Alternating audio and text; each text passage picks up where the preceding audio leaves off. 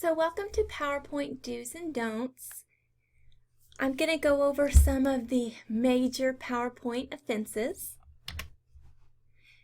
But first, I would like you to watch this humorous but true video. There's some things I hate about PowerPoint, and I figure it's kind of my duty to point them out. So here we go. Here's common PowerPoint mistakes. Number one, people tend to put every word they are going to say on their PowerPoint slides.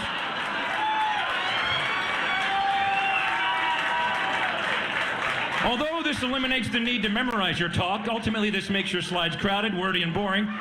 You will lose your audience's attention before you even reach the bottom of your first slide.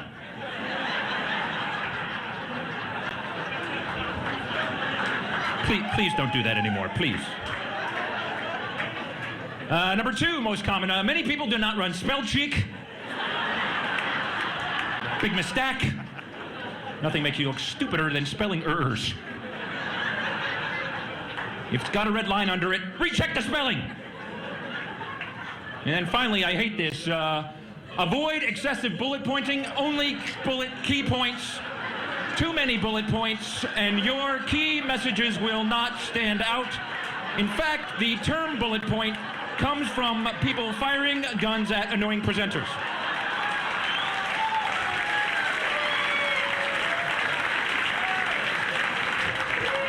Hence the bullet point.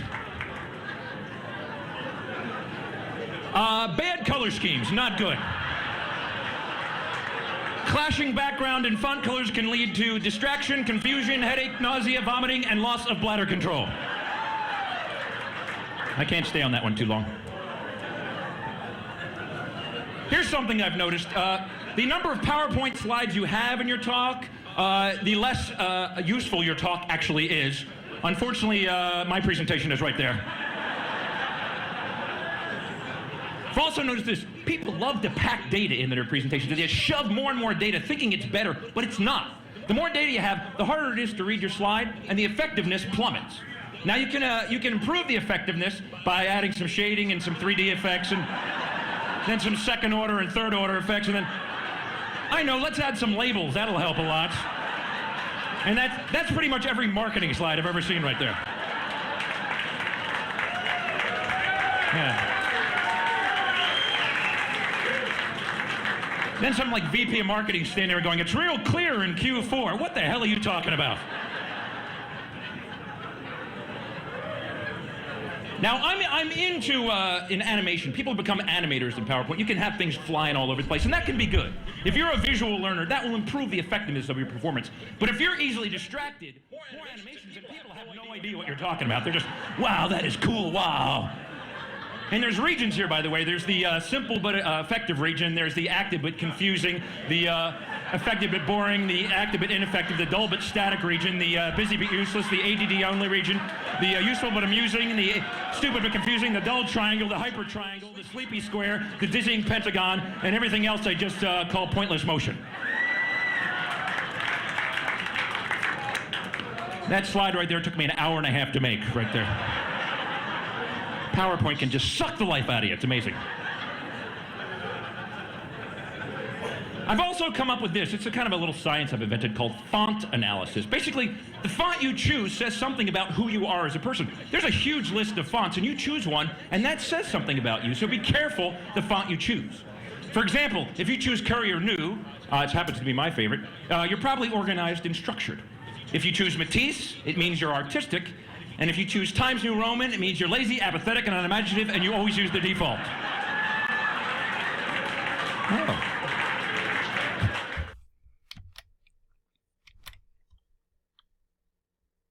So these were very humorous slides and comments, but I think that we all find them to be very true. Some of the major PowerPoint offenses are that it's too busy, it's too wordy, too many bullets, and the color scheme is just bad, very hard to see. So just remember when constructing your PowerPoint that simple can be better. So looking at this slide, there are a lot of different things going on here that are really just wrong, but some of the things you'll find is that it's too wordy. First of all, PowerPoints were never meant to be the teacher. They're just an aid for the teacher. You still hold the knowledge and should still deliver most of the knowledge, but the PowerPoint just gives the highlights. So here, there are just too many words. You know, students aren't going to take the time to read this. Plus, it's hard on your eyes. The color scheme, the blue and the red used together, it's too hard to see. And then if you can even see the title is a light green on a white background. Oh, it's a very bad color combination that you should never use. It says Chilean exports, but it's very hard to see. The font is just too small. So here are some don'ts that we've already sort of talked about. Too wordy, fonts too small, loud and garish colors, and also colorblind combinations. So really we should avoid using red and green together or blue and yellow because people that are colorblind cannot see those. Do's. Use the 6x6 rule. So this rule says that you should really never go beyond 6 lines or 6 bullets with 6 words on each line, 6x6. So that's not a minimum, it's a maximum. You do not have to at least have that much, you should just never go beyond that much. Also, at least 30-point font. The colors need a good contrast. One of the best color schemes that is easiest on eyes is a dark blue background with white font, or white and black. Also, always use spell check. So here's a fun slide. I've also put a trigger in here. If you click on this suit, it brings up this picture, and I'll cover triggers in just a moment. But this slide is just, there's a lot going on. Is this good? Is this something we want to do? Look at all the animation and all the movement here. No. Remember, use pictures. Don't let them use you. There's just too much going on. Too much can distract your audience. It can have the opposite effect. Do's. Keep the slides simple. Save animations and effects for big points. Every point is not the most important point, okay? And use photos that enhance the meeting. Don't just add a photo because it's a nice photo or it has a cool effect or something like that. Only use it if it's really going to enhance your subject. And finally, single style makes a presentation unified. Make sure you have a single theme going on. Every slide's not completely different, or there's not a different transition for every slide, okay? Tips. So I sent out a survey before this training to see what you all would like to learn. So the following tips are based on that. One little tip or trick that you can learn is you can make it to where others cannot modify your PowerPoint. They can open it, they can look at it, but they can't modify it. And you do this by simply going to Save As. You choose where you're going to save it on your computer. But then once that box pops up, down here at the very bottom of the Save As box is Tools. Click the drop down arrow and this smaller box will pop up. And here it gives you two options to add passwords. One, so that they can open it, or two, so that they can't modify it or can modify it. They have to know the password to do that. And then you just hit OK. So if you're sending out a PowerPoint to a committee or to your class, this is a good way to make sure the information doesn't get distorted. Convert to SmartArt. So this is just a simple but much needed thing that you can do. Instead of having boring lists or bulleted lists like this, A, B, C, you can actually put your list into SmartArt. And it's very simple. You can simply just go to, once you've highlighted your list, you can go to the Home tab at the top ribbon, and then just click on Convert to SmartArt, and it has all of these different art options that it will put your list into, and you just choose one of those. And I've chosen this one right here. Once you've done that, you can go to Drawing Tools Format, and you can play around with the text inside of your Smart Art. You can send it forward, send it backwards, align it, rotate it if you want to. You can do all kinds of things, change the color, change the outline. So you can play around with it, but it's just a fun way to put a list into art.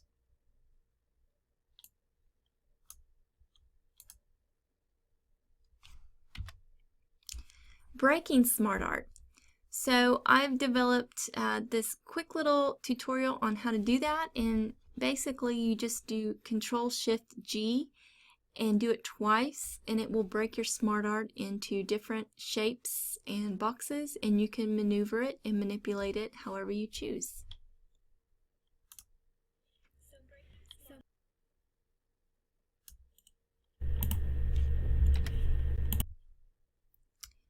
All right, and so that's how you break Smart Art, and I just kind of inversed everything there.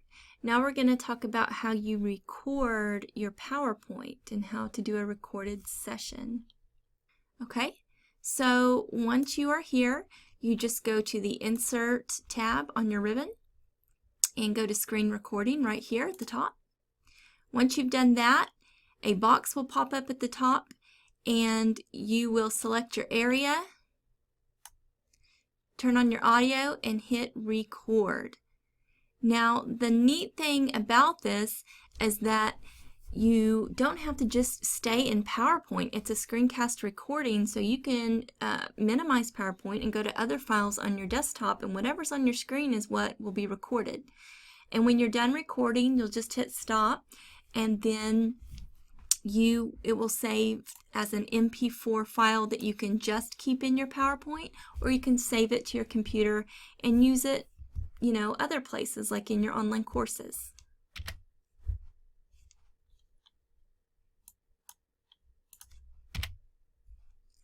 Formatting a group of pictures. This is a neat little trick.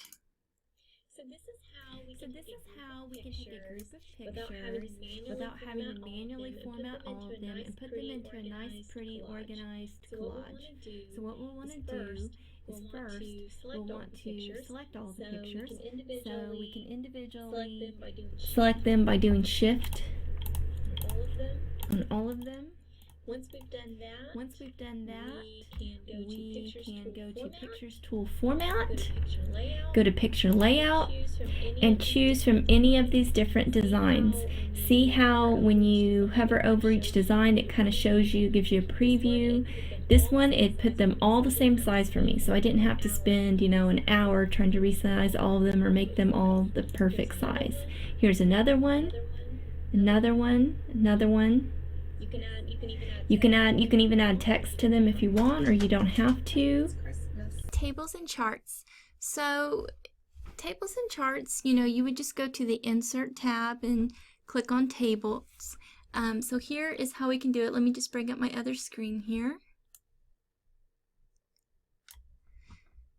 So go to Tables, and then you can choose how many columns versus how many rows, and it will just put it right there on your screen. Or you can choose to bring in an Excel spreadsheet, a new one. Just click on that, and it's going to bring it in.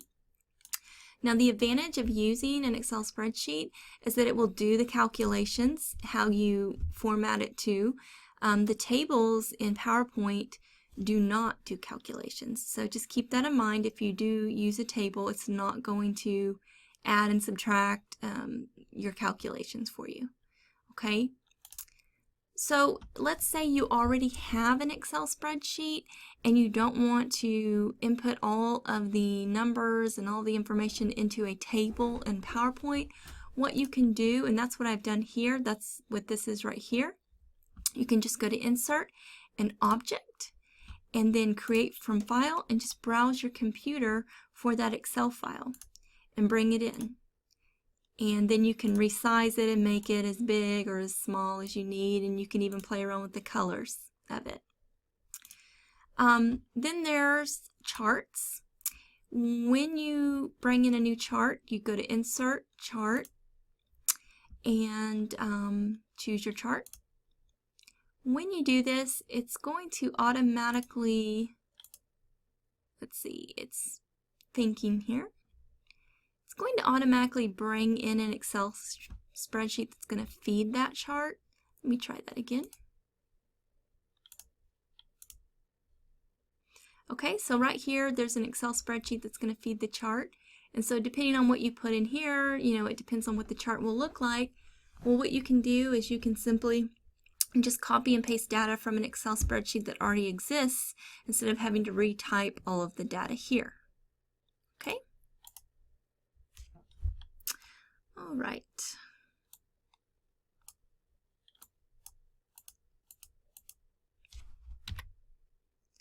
Or you can do something that's a lot simpler than any of those options, and it's a screenshot. So what you can do is take a screenshot of an Excel spreadsheet that's already open, and then you can crop it down to the size that you need for your slide. You can do this a couple of different ways. Going back here, you can go to Insert and Screenshot, and it's going to have different options of what screens you would like to put on your slide. You can do that, or you can go to Screen Clippings, which will actually let you just take a clipping of a screenshot, and so you don't have to do the whole screenshot.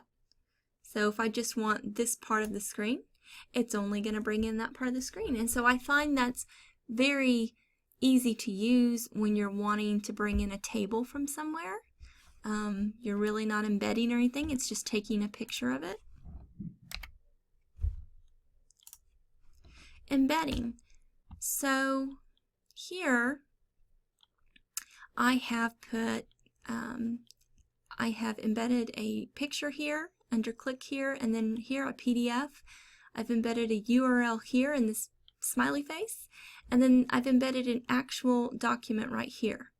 Now I would say an actual document's probably not the best thing to do because see how small the font is? It's going to be extremely hard for your students to read it. But if you absolutely have to do it, I'll show you how to do that. You would just, again, go to Insert and then go to Object. And this is how you'll pull the actual file in. And this is a PDF right here. Right here, for the smiley face, how I did this is I said Insert, Hyperlink, and then I just pasted the hyperlink. In this case, it's the SNU website. And then right here, you can do these one of two ways. You can say hyperlink or you can say action. Either way, the action gives you a little bit more options. You can say on mouse click, you want this hyperlink to go to any of these slides, or a custom slideshow, or URL, or an actual file on your computer. And I've chosen actual file on my computer. So if I go back to my slideshow view of this particular slide, then the links are clickable. And I have two screens open right now, but this is what came up. It was a picture. And then if I clicked here, I believe it's a PDF. So this PDF came up when I clicked there. And then here, this should come up as the SNU website. And that came up.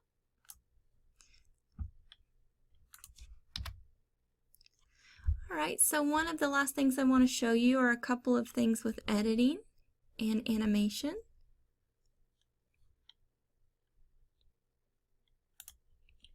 So here are a couple of fun things you can do with PowerPoint.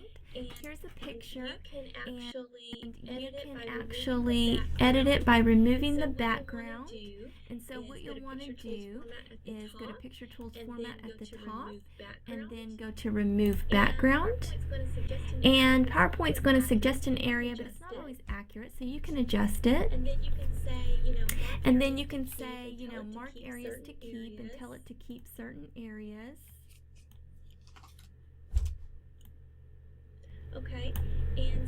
Okay, and so after you do that, you can say keep changes, and then you can go to these other little icons at the top, and you can make corrections to the brightness and contrast, or you can add artistic effects, which are kind of neat. You can make it look like a painting, or pixelize it, or just really anything. It has some really neat features here. Make it look like a drawing. Make it look like a drawing. So, I'm just going to choose one. So, I'm just going to choose one. And after you choose one, you can do a couple of things to it. You can play around with the color if you want, you know, give it more of a one color scheme, or go back to just the coloration that it had. And you can put it in, you know, in a background or a frame of some sort. So those are some fun things you can do with the pictures. You can animate it as well. You can go to animations at the top of the ribbon up here, and just by selecting the picture and selecting an animation, you can choose from all of the different various animations. Okay, and right here where it says start at the top, that depends on when you want the animation to take place. You can choose it to happen only if it's being clicked on, or I usually say with previous, because that means the second you go to the slide, it's going to happen in the beginning. And there's a duration and a delay if you want any of those. So those are kind of nice. There's also trigger. So by trigger, this means that you can put a shape or an object, and by clicking on that object, your picture will appear. So if you select your picture and go to trigger, from there you can say on the click of, and it will give you options for whatever is already in the slide: Title 1, text placeholder, and picture. So Title 1 is obviously this title fun right here. Now if I had inserted any shapes or other pictures over here, it would give me those as options. So let's say I went to insert and did shape and put a heart right here next to editing. Now if I go back to animation and select my picture and select trigger, on the click of the heart, my picture will appear now, and it will do whatever animation I've chosen, the wheel or the shape. So that's kind of neat right there. So when you have that set up, you might want to look into doing transitions. Transitions are how your slide looks from slide to slide, the effects that it makes. So it can have the, it's helpful.